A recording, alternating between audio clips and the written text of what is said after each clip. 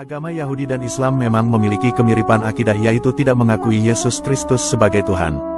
Keduanya juga memiliki konsep ketuhanan yang sama, yaitu hanya menyembah satu Tuhan yang Maha Esa dan tidak menyembah manusia.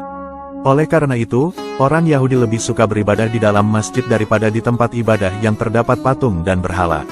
Islam dan Yahudi juga mewajibkan sunat atau khitan bagi laki-laki. Keduanya juga memiliki aturan syariat yang cukup ketat, seperti penerapan halal dan haram terhadap suatu makanan. Islam dan Yahudi juga mengharamkan memakan daging babi. Berbeda dengan umat Kristen, di mana mereka tidak mewajibkan khitan dan menghalalkan makan daging babi. Adanya kemiripan ajaran Islam dan Yahudi ini disebabkan karena keduanya memang sama-sama masuk dalam rumpun agama Abrahamik atau sebuah kepercayaan yang berakar kepada Nabi Ibrahim atau Abraham. Meski begitu, orang-orang Yahudi Israel ternyata tidak mengakui Nabi Muhammad sebagai Nabi dan Rasul. Lalu, apa penyebab orang Yahudi tidak mengakui Nabi Muhammad sebagai Nabi? Berikut penjelasannya. Dikisahkan, dahulu penduduk kota Madinah banyak sekali dihuni orang-orang Yahudi. Sejarah banyaknya orang-orang Yahudi di Madinah ini berkaitan juga dengan petunjuk di dalam kitab suci Taurat mereka. Awalnya, orang-orang Yahudi di Madinah ini dahulu berasal dari wilayah Syam. Dahulu, masyarakat ahli kitab telah mengetahui jika akan ada nabi terakhir yang akan memimpin dunia dan mengalahkan berbagai macam suku dan golongan yang tidak mengetahui agamanya. Mereka juga memahami bahwa nabi terakhir ini akan tinggal di daerah yang memiliki banyak kebun kurma. Karena alasan inilah, masyarakat Yahudi Syam lantas melakukan eksodus dari daerah asalnya di Syam menuju Yasrib atau kota Madinah untuk menyambut kehadiran nabi terakhir itu. Dalam kitab Ar-Rohik Al-Mahtum diterangkan bahwa Yahudi di Madinah aslinya mereka adalah Ibrani, namun setelah mereka pindah ke daerah wilayah Madinah dan Mekah, mereka lantas melebur dengan kultur Arab, baik mulai dari cara berpakaian, bahasa, sampai tradisi dan kebudayaan. Bahkan, nama mereka dan nama kabilah mereka lantas juga menjadi kearab-araban, dan juga sampai terjadi hubungan pernikahan antara Yahudi dengan masyarakat Arab.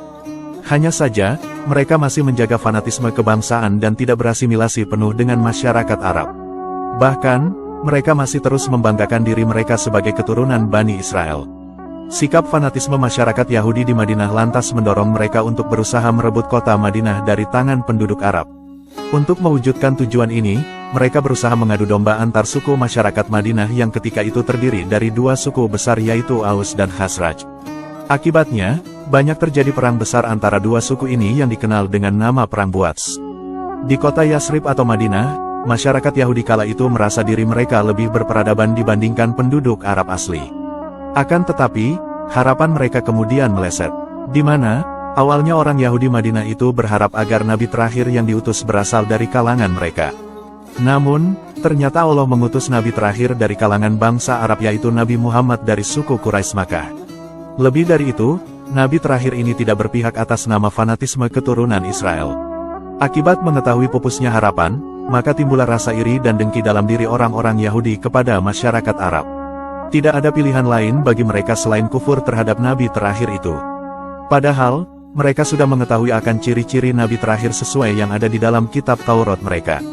Orang-orang yang mau mengakui akan kenabian Nabi Muhammad hanyalah orang-orang yang masih berpegang teguh terhadap ajaran kitab Taurat yang asli. Salah satu orang yang mengakui kenabian Nabi Muhammad adalah Pendeta Buhairo. Beliau adalah seorang pendeta yang sangat menguasai isi kitab Injil dan memahami betul ajaran kitab Taurat Yahudi yang masih murni. Mengingat, kitab Taurat dan Injil kala itu isinya sudah banyak dimodifikasi dan tidak asli lagi. Pendeta Buhairo masih bertauhid kepada Allah, dan tidak mengakui Nabi Isa sebagai anak Tuhan. Di antara tanda-tanda kenabian Nabi Muhammad yang dilihat Pendeta Buhairo adalah, beliau melihat awan yang selalu menaungi Nabi Muhammad kemanapun pergi. Pendeta Buhairo juga melihat pohon merunduk saat Nabi Muhammad berteduh di bawahnya. Sang pendeta juga melihat adanya tanda kenabian di pundak Nabi Muhammad. Ciri-ciri ini benar-benar sesuai dengan isi kitab suci Injil dan Taurat yang masih asli. Meskipun banyak para ahli kitab dan orang Yahudi yang telah mengetahui tanda itu, tetapi mereka tidak mau beriman kepada Nabi Muhammad karena bukan berasal dari keturunan Bani Israel. Padahal, tidak semua nabi itu harus dari keturunan Nabi Yakub atau Bani Israel. Kita ketahui, memang seluruh nabi setelah Nabi Yakub adalah keturunan Bani Israel kecuali Nabi Muhammad. Namun, kenabian dari Bani Israel telah selesai sampai Nabi Isa alaihissalam. Sedangkan setelahnya dipegang oleh Nabi Muhammad Shallallahu Alaihi Wasallam. Perlu diketahui, jalur nasab para nabi dari Bani Israel ini berasal dari jalur keturunan Nabi Ishak bin Ibrahim. Sedangkan, jalur nasab Nabi Muhammad berasal dari jalur keturunan Nabi Ismail bin Ibrahim.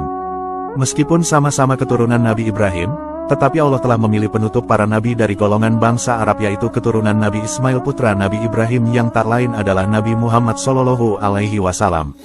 Namun, banyak orang-orang Yahudi dan Nasrani yang sudah tertutup hatinya sehingga tidak mengimani Nabi Muhammad sebab bukan keturunan Bani Israel. Mereka hanya membanggakan dan menganggap jika bangsa Israel lebih baik daripada bangsa lainnya. Meskipun banyak Yahudi Madinah yang menentang kenabiannya, Nabi Muhammad tetap menjaga kerukunan beragama saat memimpin kota Madinah. Nabi Muhammad senantiasa berusaha menjaga kerukunan dan melindungi seluruh penduduk Yasrib kala itu. Salah satu cara untuk menghindarkan konflik antar suku dan agama di kota Madinah adalah dengan membuat sebuah kesepakatan yang dikenal dengan nama Piagam Madinah. Nabi Muhammad juga meletakkan dasar kenegaraan dalam Piagam Madinah itu dengan mengadakan persetujuan dengan pihak Yahudi atas landasan musyawarah dan persekutuan yang erat. Kaum Yahudi menyambut baik Nabi Muhammad atas tujuannya menyatukan masyarakat Yasrib. Nabi Muhammad juga bermusyawarah dengan para kepala suku Yahudi yang selama ini lekat dengan konflik, baik dari suku Quraisy, suku Nadir, dan suku Qainuqa. Begitu juga dengan kaum Nasrani, semua pembesar suku didekatkan oleh Nabi Muhammad.